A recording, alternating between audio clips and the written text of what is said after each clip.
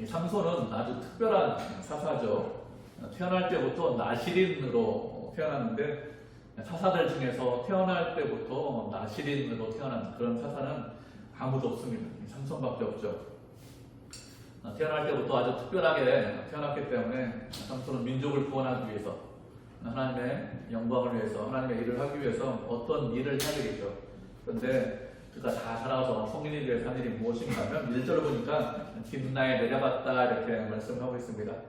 삼손의 고향이 어디인가 하면 소라 땅이 삼손의 고향입니다. 소라에서 한 10km 정도 서쪽으로 가면, 지중해 쪽으로 가면 딥나라는 지역이 있습니다. 지형상으로 보면 소라가 좀 높은 곳에 있어요.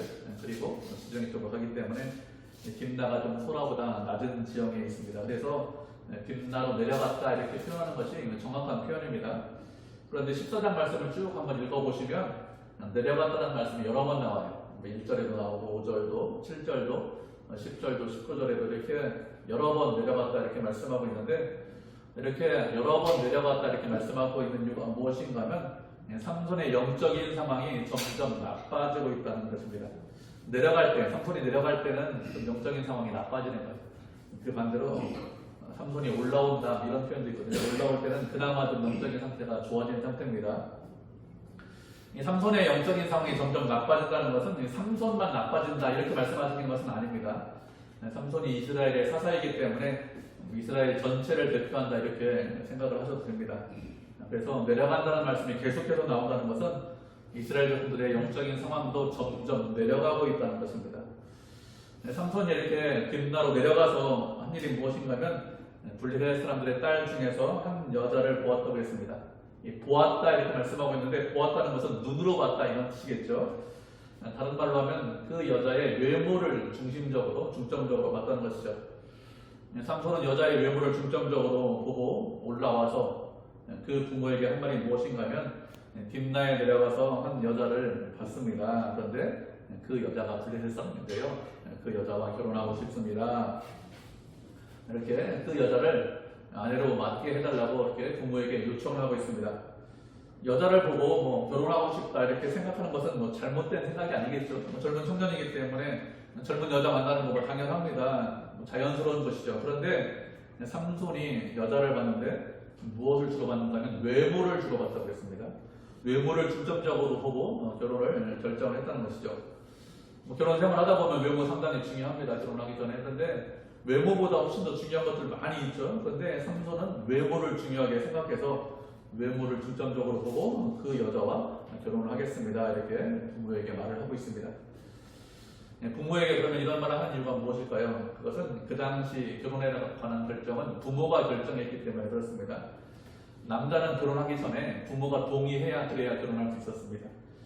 부모가 결혼에 동의했다는 표시로 신부 가정에 지창금을 좀 줘야 됩니다. 그런데 부모가 지창금을 줍니다. 그리고 그 이후에 신부집에서 결혼식을 올리죠. 결혼식을 올리고 잔치를 베푸는데 한 일주일에서 열흘 정도, 길면 열흘 정도 잔치를 베풀고 신랑집으로 신부를 데려오는 것으로 결혼식이 끝납니다. 그 당시에 결혼 풍습입니다. 그래서 대부분 아내를 결정할 때 누가 결정했는가 하면 부모가 아내를 결정해 주었습니다. 지창금 마련해주고 이런저런 거 다 준비해주는 거 부모가 다 했기 때문에 부모가 결정하는 것이 그 당시의 풍습인데, 삼손은 부모가 결정해주는 그런 여자를 아내로 맞이하겠습니다 이렇게 한 것이 아니라 자신이 블레셋 여자를 보고 와서 그 여자를 아내로 결정하겠습니다 이렇게 하면서 부모에게 통보를 했습니다. 이렇게 이야기하자 삼손의 부모가 무엇이라고 합니까? 3절을 보면 형제들의 딸들 중에서, 이스라엘 백성들 중에서 여자가 있는데 그들 중에서 여자를 찾는 것이 아니라 이방 사람들 중에서, 블레셋 사람들 중에서 아내를 찾느냐 이렇게 이야기하고 있죠. 삼손의 부모는 삼손이 결혼하는 것은 반대하지 않았습니다. 젊은 청년이기 때문에 반대하지 않죠. 그런데 누구와 결혼하라고 하고 있죠? 이방 사람들 중에서, 블레셋 여자와 결혼하지 말고 이스라엘 백성들 중에서, 같은 민족 중에서 아내를 좀 찾아라 이렇게 말을 하고 있습니다. 이렇게 말하는 이유가 무엇이냐 하면 하나님께서 그렇게 말씀하셨기 때문에 그 말씀을 부모가 대신해서 이야기를 하는 것이죠. 우리가 말씀을 한 구절 살펴보도록 하겠습니다. 출애굽기 34장 10절부터 17절입니다. 출애굽기 34장 10절부터 17절, 구약성경 제성경으로 134페이지네요. 창세기 다음에 출애굽기죠. 출애굽기 34장 10절부터 17절까지입니다.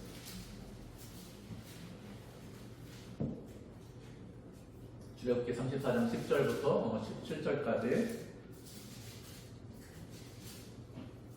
여러 절이니까 한 절씩 하도록 하겠습니다. 구약성경 134페이지 출애굽기 34장 10절부터 17절까지 34장 10절 제가 먼저 읽도록 하겠습니다. 여호와께서 이르시되 보라 내가 언약을 세우나니 곧 내가 아직 온 땅 아무 국민에게도 행하지 아니한 이 점을 너희 전체 백성 앞에서 행할 것이다. 내가 머무는 나라 백성이 다 여호와의 행하심을 보리니 내가 너를 위하여 행할 일이 두려운 것임이니라. 저는 내가 오늘 내게 명령한 것을 참사시키라. 보라 내가 내 앞에서 아모리 사람과 가나안 사람과 헷 사람과 브리스 사람과 히위 사람과 여부 사람을 쫓아내니 너는 스스로 삼가 내가 들어가는 땅의 주민과 언약을 세우지 말며 그것이 너희에게 올무가 될까 하노라. 너희는 도리어 그들의 제자들을 보고 그들의 사람을 깨뜨리려고 그들의 사람을 찍을지어다. 너는 다른 신에게 절하지 말라. 여호와는 질투라. 이름하는 질투의 하나님이니라. 너는 성전에 네가 언약을 세우지 이는 그들이 모든 일을 하나님께 숨기며 그들이 내게 죄를 지고 너를 벌하면 네가 그것을 배울까 하며 또 내가 그들의 딸들을 내 아들들의 아내로 삼음으로 그들의 딸들이 그들의 신들을 음란하게 섬기며 내 아들에게 그들의 신들을 음란하게 섬기게 할까 함이니라. 너는 신상을 보고 만들지 말지니라. 아멘. 하나님께서 모세에게 10계명의 두 돌판을 두 번 주셨습니다. 첫 번째 돌판을 모세가 받으러 올라가잖아요. 그렇게 받으러 올라간 사이에 백성들이 부패하고 타락해서 그것을 돌판을 받아와서 10계명의 돌판을 받아온 이후에 모세가 노예에서 돌판을 던져서 깨뜨려 버립니다. 그리고 다시 올라가서 두 번째 돌판을 받았는데 두 번째 돌판을 받은 이후에 하나님께서 말씀하시는 것이죠. 백성들과 또다시 언약을 맺겠다 이렇게 말씀하셨습니다. 그때 세운 언약이 무엇인가 하면 가나안 땅에 들어가면 그러면 그 땅에 살고 있는 사람들을 하나님께서 다 쫓아내줄 것이다 이렇게 말씀하셨습니다.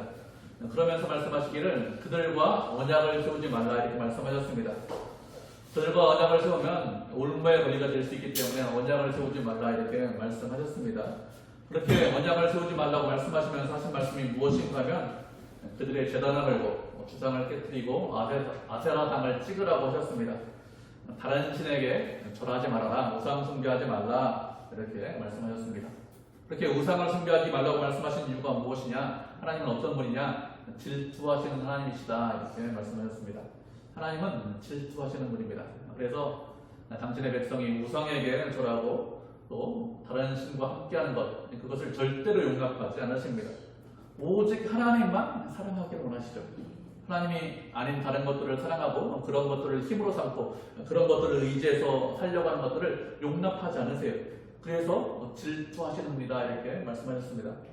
그렇게 언약을 맺으면서 우상 숭배하지 말라고 하셨습니다. 그리고 그 땅에 있는 사람들과도 언약을 맺지 말라 이렇게 말씀하시면서 하신 말씀이 무엇인가 하면 그들의 딸들을 내 아들들의 아내로 삼지 말아라. 그들과 통혼하지 말고 결혼하지 말라 이렇게 말씀하셨습니다. 그들과 결혼하지 말라고 말씀하신 이유가 무엇일까요? 이스라엘 민족이 훨씬 더 뛰어나기 때문에 훌륭하기 때문에 우수하기 때문에 다른 민족과 결혼하지 말라 이렇게 말씀하신 것일까요? 그렇지 않죠. 이스라엘 사람이나 다른 사람들이나 크게 다르지 않습니다. 다 비슷합니다. 하나님께서 이방 사람들과 결혼하지 말라고 말씀하시는 것은 우상 숭배 때문에 그렇게 말씀하시는 것입니다. 이방 사람들과 교류하고 교제하면서 이방 사람들의 문화와 풍습 그런 것들을 받아들여서 하나님을 떠나고 하나님을 멀리하고 하나님이 아닌 다른 것들을 사랑하는 것 그것을 원하시지 않기 때문에 그들과 결혼하지 말라 이렇게 말씀하셨습니다. 실제로 이방 사람들과 결혼하는 것이 다 잘못된 것이냐? 그렇지 않아요. 모세도 이방 여자와 결혼했습니다. 여리고성에 있는 라합 이방 여자죠. 사사시대 우리 사사시대 배우고 있는데 사사시대에 있던 여자 룻이라는 여자 사사기 전에 룻기죠. 룻이라는 여자도 이방 여자입니다. 다 유대 남자와 결혼했습니다. 이런 이방 여자들이 유대 남자와 결혼했지만 그 결혼이 잘못되었다, 그 결혼 취소해야 된다, 아니다 이렇게 말씀하신 적이 없습니다. 왜 그런가 하면 그 사람들이 이방 사람들이지만 이방 신을 섬기거나 이방 문화를 따르는 것이 아니라 하나님을 섬기고 하나님을 따랐기 때문에 그렇습니다.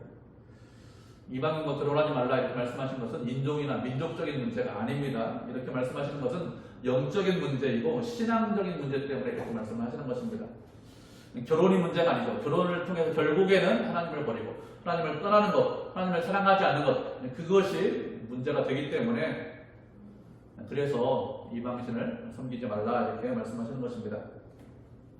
사람들은 자신이 처한 환경이나 상황을 뛰어넘을 수 없습니다. 모든 사람들, 우리 모두가 다 상황이나 환경에 영향을 받습니다.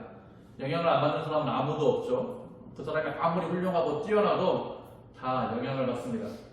아브라함 어떻게 하죠? 아브라함도 자신의 아내를 2번이나 누이라고 속였습니다. 그 당시 문화, 그 당시 풍습은 그렇게 이야기해도 크게 문제가 안 됐어요. 뭐 누이라는 말이 아주 거짓말 아니죠. 실제로 이봉 누이기 때문에. 그렇기 때문에 그런 식으로 거짓말했습니다. 우리가 살펴보는 이 삼손도 딥나에 내려가서 블레셋 여인을 살펴봤습니다. 그래서 그 여인에게 마음이 이끌려서 제가 결혼하겠습니다 이렇게 이야기하죠. 딥나에 내려가지 않고 이스라엘 안에서만 활동하고 이스라엘 여자만 봤으면 블레셋 여자와 결혼하겠습니다 이렇게 이야기할까요? 그렇게 하지 않겠죠. 블레셋 사람을 만났기 때문에 딥나에 내려갔기 때문에 이런 이야기를 하는 것입니다. 누구를 만나느냐, 무엇을 보느냐, 무슨 말을 하느냐 이런 것들이 상당히 중요하죠. 그렇게 만나고 보고 말하고 이런 것들이 그 사람의 생각에 당연히 영향을 미치게 되어 있습니다. 그렇기 때문에 우리는 어떻게 될까요? 하나님을 만나고 하나님과 함께 하셔야 합니다. 그러면 하나님께서 기뻐하시는 일을 할 수 있습니다. 시편 1편에 보니까 이렇게 말씀하고 있죠. 복 있는 사람은 악인들의 꾀를 따르지 아니하며 죄인들의 길에 서지 아니하며 오만한 자의 자리에 앉지 아니한다 이렇게 말씀하고 있습니다. 복 있는 사람은 오직 여호와의 율법을 즐거워하여 그의 율법을 주야로 묵상한다 이렇게 말씀하고 있죠. 악인들, 죄인들, 오만한 사람들, 함께하는 사람, 복 있는 사람 되지 못한다는 것이죠. 복 있는 사람, 어떤 사람이 복 있는 사람이 됩니까? 하나님과 늘 함께하는 사람이 복 있는 사람이 되죠. 하나님을 사랑해서 그 함께하는 것이 즐거워서 그 말씀을 주야로 묵상하고 그 말씀대로 사는 사람, 그 사람이 기뻐하는 사람, 행복한 사람, 즐거운 사람, 복받은 사람이 된다는 것입니다.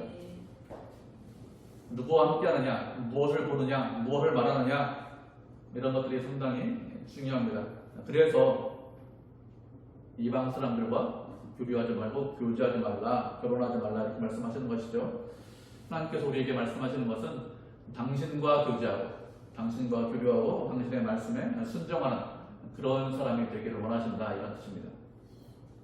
그런데 삼손은 그렇게 하지 않았습니다. 블레셋 여인을 보고 그 여자와 좀 결혼하겠습니다 이렇게 이야기를 하죠.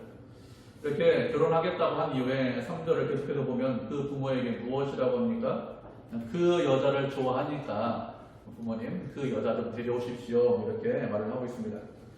그 여자를 좋아한다 이렇게 말을 하고 있죠. 그 여자를 좋아한다는 것은 다른 말로 하면 그 여자가 내 눈에 보기 좋습니다 이런 뜻입니다. 삼손이 블레셋 여인과 결혼을 하려고 하는데 그 이유가 무엇인가 하면 삼손 눈에 보기 좋기 때문에 그 여자와 결혼하겠습니다 이렇게 이야기를 하는 것입니다. 삼손은 어떤 사사냐? 눈에 보기 좋은 대로 행하는 그런 사사입니다. 눈에 보기 좋다. 다른 말로 하면 무슨 뜻인가 하면 자신의 소견에 옳은 대로 행한다는 것입니다. 사사시대의 특징이 어떤 특징이 있는가 하면 자신의 소견에 옳은 대로 행하는, 내가 하고 싶은 대로 행하는 그런 시대가 사사시대입니다. 사사시대를 영적인 암흑기라고 하는데 그 이유가 무엇이냐? 사사시대 사람들이 내 소견에 오른 대로, 내 원대로, 내 마음대로 행했기 때문에 영적인 암흑기라고 합니다. 지금 우리가 사는 시대하고 비슷하죠? 우리도 내 원대로, 내 마음대로 하고 싶잖아요. 또 그렇게 살려고 합니다. 삼손도 비슷해요. 자신의 원대로, 내 눈에 보기 좋은 대로 살려고 그렇게 하는 사사가 삼손입니다. 내 원대로 살면 어떻게 되는지 잘 보여주는 사사가 누구냐? 삼손이라는 사사입니다. 하나님께서 우리에게 말씀하시는 것은 내 원대로, 내가 하고 싶은 대로 살아라 이렇게 말씀하신 적이 전혀 없습니다.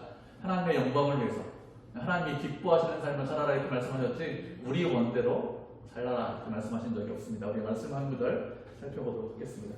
히브리서 12장 1절부터 3절까지입니다.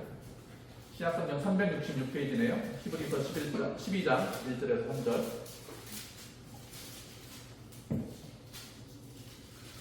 히브리서 12장 1절에서 3절 제 성경으로 신약성경 366페이지입니다. 세 절인데 우리가 한 목소리로 같이 읽겠습니다. 12장 1절에서 3절입니다. 신약성경 366페이지 제가 그냥 같이 합독하도록 하겠습니다. 시작. 이러므로 우리에게 구름같이 둘러싼 선한 증인들이 있으니 모든 무거운 것과 얽매기 쉬운 죄를 벗어버리고 인내로서 우리 앞에 강한 경주를 하며 믿음의 주요 또 온전하게 하시는 이인 예수를 바라보자. 그는 그 앞에 있는 기쁨을 위하여 십자가를 참으사 부끄러움을 베이지 아니하시더니 하나님 보좌 우편에 앉으셨느니라. 너희가 피곤하여 낙심하지 않기 위하여 죄인들이 이같이 자기에게 거역한 일을 참으신 일을 생각하라. 아멘. 이러므로 우리에게 구름같이 허다한 증인들이 있다 이렇게 말씀하고 있죠. 허다한 증인들이 있다는 것은 앞에 있는 11장이 믿음의 장이죠. 믿음으로 산 증인들에 대해서 여러 명 말씀하고 있습니다. 이렇게 믿음으로 산 증인들 11장에 열거된 여러 명의 증인들이 있고 그 사람들 말고도 허다한 다른 사람들 이름이 올라가지 않은 그런 수많은 증인들이 있다는 것이죠. 그렇기 때문에 모든 무거운 것과 얽매이기 쉬운 죄를 벗어버리자고 했습니다. 무거운 것이라는 것은 우리가 믿음으로 살고 믿음으로 경주하기 위해서 달려가기 위해서는 몸을 가볍게 해야 됩니다. 그렇게 해야 믿음으로 살 수 있는데 그런 것들을 방해한 모든 것들을 말하는 것이죠. 그것이 무엇이든지 그 무거운 것들 그리고 우리를 얽매이는 것들 그런 것들을 다 벗어버리라 합니다. 그래야 믿음으로 살 수 있죠. 그렇게 무거운 것들, 짊어지기 힘든 것들 내가 짊어지고 있어요. 그럼 믿음으로 살 수 있을까요? 그렇게 살지 못하죠. 우리를 얽매고 있는 죄, 악한 것들, 그런 것들을 우리가 가지고 있으면 우리가 믿음으로 살 수 있을까요? 그럼 모든 것들은 우리가 믿음으로 사는 것들을 방해합니다. 그렇기 때문에 무거운 것들, 얽매이기 쉬운 죄를 다 벗어버려야 합니다. 그래야 믿음으로 살 수 있어요. 죄 가운데 있으면서 내가 믿음으로 살겠습니다. 절대로 안 되죠. 우리가 예수 믿는 것이 무거운 짐이 되면 믿음으로 못 살아요. 그것이 우리에게 기쁨이 돼야 믿음으로 살 수 있습니다. 주일날 예배 나오는 것이 우리에게 기쁨이 되셔야 됩니다. 그래야 그게 의무가 되고 그게 강제가 되면 믿음으로 살지 못합니다. 기쁨으로 사셔야 됩니다. 그리고 믿음으로 살면서 누구를 바라보라고 하셨습니까? 믿음의 주요 온전케 하시는 예수를 바라보라고 했습니다. 우리에게 믿음을 주시고 우리의 믿음을 온전케 하시는 예수님을 바라보라는 것이죠. 예수님을 바라보라는 것은 예수님을 따라가고 예수님을 닮아가라는 것입니다. 예수님을 따라가고 닮아가는 것이 믿음으로 사는 것입니다. 예수님께서는 어떻게 하셨다고요? 그 앞에 있는 기쁨을 위해서 십자가를 참으시고 부끄러움을 베이지 않으셨다고 했습니다. 앞에 있는 기쁨이라는 것은 무엇인가 하면은 하나님 앞에 있는 하나님께 영광을 돌리는 그런 기쁨만 합니다. 예수님께서 십자가에 달려 돌아가시기 전에 무엇이라고 말씀하셨습니까? 아버지여 할 수만 있으면 이 잔을 지나가게 하옵소서 이렇게 기도했습니다. 왜 이렇게 기도했을까요? 십자가를 지는 것이 쉬운 일이 아니기 때문에 우리의 모든 죄를 다 짊어지시고 십자가상에서 달려 돌아가셔야 됩니다. 하나님의 진노와 분노와 모든 우리의 죄악을 다 담당하셔야 합니다. 그리 너무 힘들고 너무 어려운 일이기 때문에 땀방울이 핏방울이 될 때까지 그렇게 이 잔이 좀 지나가게 해주십시오 이렇게 기도했습니다. 그런데 할 수만 있으면 이 잔을 지나가게 해달라고 그렇게만 기도한 것이 아니라 내 원대로 마시고 아버지의 뜻대로 하게 해주십시오 이렇게 했죠. 예수님께서 어떻게 하셨습니까? 당신의 뜻대로 당신의 원대로 어떤 일을 하신 것이 아니라 아버지의 뜻을 이루기 위해서 십자가를 지셨습니다. 그런 예수님을 바라보고 그런 예수님을 본받으라는 것입니다. 우리가 내 원대로 내 뜻대로 사는 것이 아니라 하나님의 영광을 위해서 사셔야 합니다. 하나님의 영광을 위해서 살라고 이 땅에 우리를 남겨주신 거예요. 이 땅에 우리를 주신 이유가 무엇이냐? 하나님의 영광을 위해서 사셔야 합니다. 그리고 그렇게 살다가 낙심하지 않기 위해서 어떻게 될까요? 낙심하지 않기 위해서는 인내하신 예수님을 기억하라고 했습니다. 우리가 믿음으로 살려고 합니다. 그런데 믿음으로 살려고 하면 반드시 고난이 있습니다. 반드시 어려움이 있습니다. 그래서 피곤해서 낙심할 수 있습니다.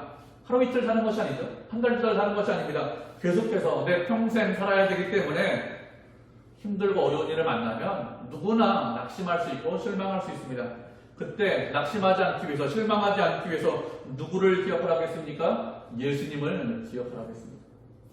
예수님께서는 낙심하지 않으셨습니다. 실망하지 않으셨습니다. 예수님 주변에 있던 사람들 다 악한 자들이죠.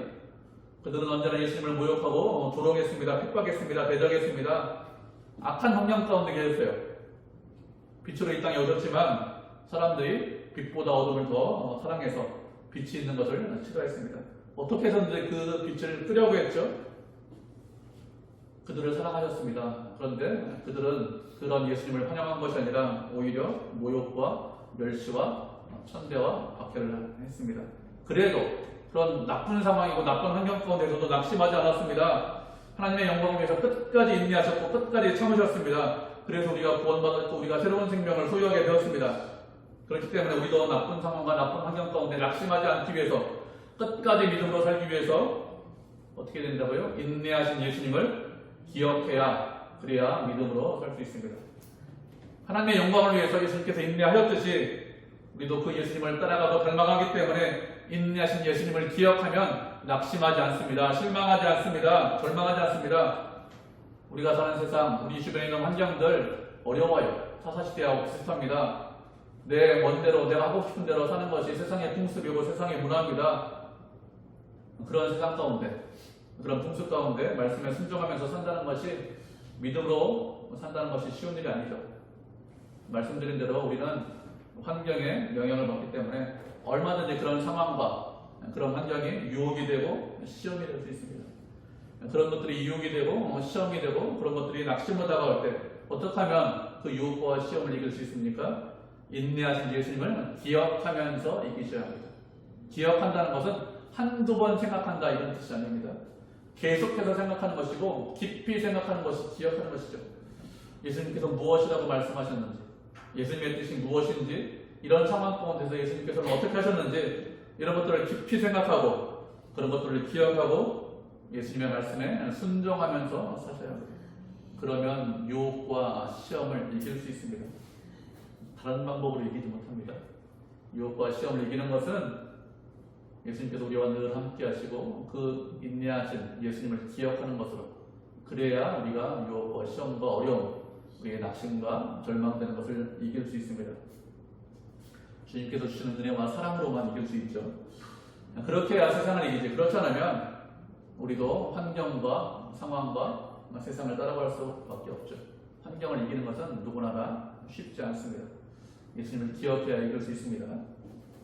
이렇게 삼손은 어떤 사람이냐? 자신의 눈에 보기 좋으니 블레셋 여자를 좀 데려와 주십시오 이렇게 했습니다. 근데 사절을 보면 삼손이 이렇게 블레셋 여자를 아내로 맞이하려고 하는 일에 대해서 무엇이라고 말씀하고 있습니까? 그때 블레셋 사람이 이스라엘을 다스렸는데 삼손이 틈을 타서 블레셋 사람을 치려했다 이렇게 말씀을 하고 있습니다. 틈을 탔다 이렇게 말씀하고 있는데 틈을 탔다는 것은 기회를 노리고 있었다 이런 뜻입니다. 블레셋 사람들이 이스라엘을 다스리고 있었기 때문에 블레셋을 칠 수 있는 그런 기회를 노리고 있었다 이렇게 말씀을 하고 있는 것이죠. 우리말 성경에 보면 이 삼손이 주어예요. 삼손이 기회를 노리고 있었다 이렇게 말씀처럼 보입니다. 그런데 히브리 성경, 원어 성경이 있거든요. 그런 성경을 보면 삼손이 주어가 아니라 대명사 그가 주어로 나옵니다. 그가 틈을 노리고 있었다 이렇게 말씀하고 있습니다. 우리말 성경, 우리가 가지고 있는 성경을 보면은 삼손이 틈을 노리고 있었다 이렇게 번역을 했는데, 삼손이 블레셋을 치기 위해서 틈을 노리고 있다가 생각한 것이 블레셋 여인과 결혼하는 것을 그렇게 해서 내가 좀 블레셋 사람들을 치겠다 이런 말씀처럼 들립니다. 아무런 연구도 없는데 아무런 관련도 없는데 그냥 일어나서 칠 수 없죠. 그렇기 때문에 블레셋 사람들과 특별한 관계를 맺으면서 그 관계를 통해서 내가 블레셋을 치겠다 그렇게 생각할 수 있는데, 그런 의미로 블레셋 여인과 결혼하고 틈을 노리고 있었다 이렇게 생각할 수 있는데 그런 의미로 말씀하는 것이 아닙니다. 4절 후반절을 보면 그의 부모는 이 일이 하나님께로부터 나왔다는 것을 알지 못했다고 했습니다. 이 일이라는 것은 삼손이 이방 여인과 결혼하는 그런 일을 말하겠죠. 삼손이 이방 여인과 결혼하는 것이 하나님께로부터 나왔다는 것을 알았으면 부모가 반대하지 않았겠죠. 하나님의 뜻인지 모르기 때문에 왜 블레셋 여자와 결혼하려고 하냐, 이스라엘 백성들과 결혼해야지 이렇게 이야기를 했을 것입니다. 그리고 블레셋 사람을 치기 위해서 삼손이 그러면 틈을 노리고 있었느냐, 기회를 노리고 일을 꾸민 것이냐? 그렇지 않습니다. 삼손은 어떤 사람이냐? 그냥 눈에 보기 좋은 대로 행하는 그런 사사입니다. 삼손은 사사인데 아직까지 자신이 사사라고 생각하지 못하고 있습니다. 나시린이다 이런 것을 알고 있죠. 머리를 안 감고 있기 때문에. 그래도 자신이 이스라엘 백성들을 블레셋의 손에서 구원을 해야 된다 이런 생각은 아직까지 못하고 있습니다. 그래서 눈이 보기 좋은 대로, 자신의 소견에 오른 대로 부대센 여자와 결혼을 하려고 하고 있습니다. 그런데 하나님께서는 그런 삼손의 행동을 막지 않으셨습니다. 억지로 막으실 수 있죠. 내가 나실인이기 때문에 이방 여자와 결혼할 것이 아니라 유대 여자와 이스라엘 백성과 결혼해야 된다. 이렇게 하면서 얼마든지 막으실 수 있습니다. 그런 힘과 능력을 갖고 계시죠. 기묘하신 하나님 아니십니까? 그런데 하나님께서 그렇게 하지 않으셨습니다. 하나님께서 우리가 무엇을 하려고 하면 그 무엇을 하려고 하는 것을 크게 막지 않으십니다. 힘이나 능력이 없으셔서 그래서 막지 않으시는 것이 아니죠. 왜 막지 않으시는가 하면 우리를 존중하시기 때문에 막지 않으십니다. 아담이 선악을 알게 하는 나무의 열매를 먹었죠. 그가 먹기 전에 얼마든지 하나님께서 막으실 수 있습니다. 못 먹게 하실 수 있습니다. 그런데 그것을 먹는 것을 아셨습니다. 그럼에도 불구하고 그냥 허용하셨습니다. 하나님께서 우리에게 언제나 말씀하시는 것은 온 마음과 정성을 다해서 당신을 사랑해라 이렇게 말씀을 하십니다. 그렇게 사랑하지 않으면 질투하시죠. 질투하시는 하나님이라고 여러 번 말씀하셨습니다. 그런데 우리가 당신을 사랑할 때, 하나님을 사랑할 때 강제로, 억지로 사랑하게 하지 않으십니다. 능력을 동원해서 동산 중앙에 있는 나무 열매를 먹지 못하게 하실 수 있죠. 그러면 인간은 먹지 못하겠죠, 당연히. 그러면 그런 인간이 하나님을 사랑할까요? 그렇지 않습니다. 두렵기 때문에 머리만 숙이고 있는 것이죠. 사람들이 그냥 머리만 숙이고 있는 것은 내가 힘이 없기 때문에, 능력이 없기 때문에 그냥 머리만 숙이고 있는 것이죠. 힘이 생기면 어떻게 할까요? 당장에 선악을 알게 한 나무 열매를 먹겠죠. 사랑한다는 것은 힘으로, 강제로, 억지로 할 수 있는 것이 아닙니다. 사랑한다는 것은 힘으로, 강제로 되지 않기 때문에 하나님께서 어떻게 하셨습니까? 하나님께서 분명히 우리를 사랑하시죠. 그 사랑하신다는 것을 드러내기 위해서, 우리가 깨닫게 하기 위해서 당신의 아들을 이 땅에 보내주셔서 십자가를 지게 하신 것입니다. 내가 너를 사랑하는데 그 사랑하는 것을 무엇으로 보여줍니까? 십자가를 지는 것으로, 힘으로 보여주는 것이 아닙니다. 십자가를 지는 것으로 보여주셨습니다. 예수님께서도 우리를 사랑하시는데 무엇으로 보여주셨습니까? 무리를 걷죠. 오병이어의 기적으로 5,000명을 먹이십니다. 보리떡으로, 물고기로. 그런데 그런 식으로 내가 너를 사랑한다 말씀하시는 것이 아니라 십자가를 지셨습니다. 그렇게 사랑이라는 것은 강제로, 억지로 하는 것이 아니라 자유롭게 선택을 해야 합니다. 그래야 정말로 그 사람이 그를 사랑하는 것이죠. 그렇기 때문에 우리가 선택하는 것에 대해서 대부분 그냥 좋습니다. 그래서 우리는 원하는 대로, 내 마음대로 얼마든지 선택할 수 있습니다. 또 그렇게 원하는 대로 내가 선택했기 때문에 어떻게 될까요? 내가 선택한 것에 대해서 책임도 지셔야 합니다. 아담은 선악을 알게 하는 나무 열매를 먹었습니다. 그래서 어떻게 되었습니까? 에덴 동산에서 쫓겨났죠. 하나님을 사랑하지 않았기 때문에, 잘못된 선택을 했기 때문에 그 선택에 대해서 책임도 져야 됩니다. 우리가 잘못된 선택을 했다고 그 잘못된 선택에 대해서 온전히 다 책임지느냐? 그런 것은 아니죠. 온전히 다 책임지려면 어떻게 됩니까? 지옥 가야 돼요. 여기 아무도 있을 수 없습니다. 다 지옥 가야 돼요. 그렇지만 책임이 없느냐? 그런 것도 아닙니다. 우리에게 책임도 지우십니다. 이렇게 인간은 잘못된 선택을 할 수 있습니다. 그렇다고 하나님께서 당신의 뜻을 못 이루실까요? 사탄이 방해했습니다. 아담이 선악을 알게 하는 나무 열매를 먹었습니다. 그렇다고 하나님께서 당신이 계획하시고 준비하신 모든 것들을 못 이루십니까? 그렇지 않죠. 인간이 순종하지 않고 사탄의 방해를 한다고 해도 하나님은 얼마든지 이루실 수 있습니다. 모든 일은 하나님의 뜻대로 이루어집니다. 그것이 하나님의 능력이죠. 인간이 방해하고 우리가 죄를 지면 못 이루시느냐? 그런 일이 절대 없어요. 우리가 악하지만 그래도 하나님께서는 당신의 뜻을 이루십니다. 우리가 말씀을 한 구절 살펴보도록 하겠습니다. 로마서 8장 28절입니다. 신약성경 250페이지 한 절, 로마서 8장 28절.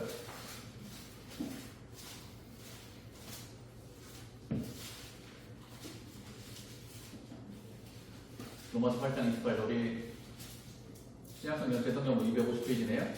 로마서 8장 28절. 찾으셨죠? 네. 영원히 찾았지? 네. 28절 우리 한 목소리 같이 했습니다. 시작. 우리가 알거니와 하나님을 사랑하는 자, 곧 그의 뜻대로 부르심을 입은 자들에게는 모든 것이 합력하여 선을 이룹니다. 아멘. 우리가 인생을 살다 보면 좋은 일이 나쁜 일의 원인이 될 수 있고 또 나쁜 일이 좋은 일의 원인이 되는 그런 경우를 보죠. 그래서 사람들이 인생의 세옹지마다 이렇게 말을 합니다. 그런데 이 말씀은 이런 의미로 말씀하시는 것이 아닙니다. 아니라고 제가 분명히 말씀드렸습니다. 이 말씀에 분명히 전제가 있습니다. 하나님을 사랑하는 자 누구냐? 곧 그의 뜻대로 부르심을 입은 자들에게는, 우리들을 말합니다. 하나님의 선택받은 자들에게는 모든 것이 합력하여서 손을 이룬다고 했습니다. 하나님을 사랑합니다. 하나님의 뜻대로 살려고 합니다. 하나님께서 선택하셨습니다. 그런 사람들에게는 모든 것이 합력하여서 선을 이루게 하십니다. 악하게 행동했습니다. 죄를 졌습니다. 그렇지만 그 악하게 행동한 것, 죄를 진 것을 뭘로 바꾸신다고요? 선으로 바꾸신다고요. 세상에서 일어나는 모든 일에 대해서 이렇게 하시는 것이 아니라 하나님의 자녀들에 대해서, 하나님의 선택한 백성들에 대해서 이렇게 하신다는 것입니다. 우리는 당신의 자녀죠.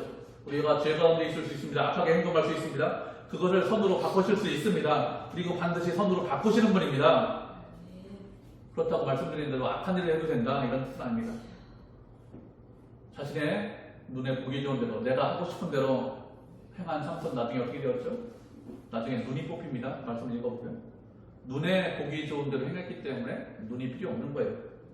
눈을 가지고 있는데 내 눈에 보기 좋은 대로, 내가 원하는 대로 선택해서 살았습니다. 그럼 다 악한 거예요. 믿음으로 살지 못합니다. 하나님의 뜻과 다 다르게 행동했습니다.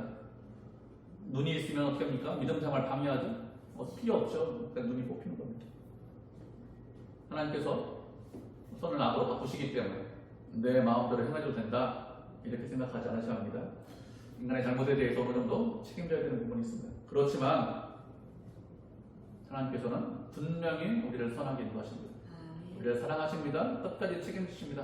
우리가 죄 가운데 있지만, 악한 가운데 있지만, 그렇지만 그것을 바꾸셔서 선으로 바꾸시는 분입니다. 물론 우리는 고생해야 돼요. 죄 가운데 있습니다. 악하게 행동하는 것은 어리석은 것이죠. 삼손이 악하게 행동했습니다. 내 마음대로 이방 여자와 결혼하려고 했습니다. 하나님의 뜻이 분명히 아니죠.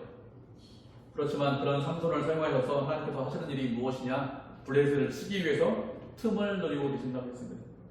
자신이 원하는, 자신의 마음대로 행동하는 그런 삼손을 통해서 하나님의 뜻을 이루시겠다는 것입니다. 하나님은 언제나 선하시죠. 우리가 부족해도, 우리가 죄 가운데 있어도 그것을 통해서도 하나님은 일하십니다. 우리를 선한 길로, 은혜의 길로 인도하십니다. 언제나 우리를 선한 길로 인도하시기 위해서 최선을 다하시고 열심을 내십니다. 그 하나님께서 우리를 언제나 사랑하신다는 것을 알고 우리도 주님을 사랑해야 되겠죠. 주님과 동행하고 주님과 함께 하셔야 합니다. 눈에 보이는 대로, 내가 원하는 대로 그렇게 사는 것이 아니라 믿음으로 사셔야 합니다. 하다가 치실 수 있죠. 주님을 기억하셔야 합니다. 그래서 세상과 환경과 죄와 악을 이겨야 됩니다. 하나님께 영광을 돌리는 삶을 살라고 우리를 이 땅에 남겨주셨습니다. 그렇게 믿음의 성도, 은혜의 성도가 되어서 주님께 영광을 돌리는 그런 교회, 그런 주님의 자녀가 되기를 주님의 이름으로 축복을 드립니다. 아멘.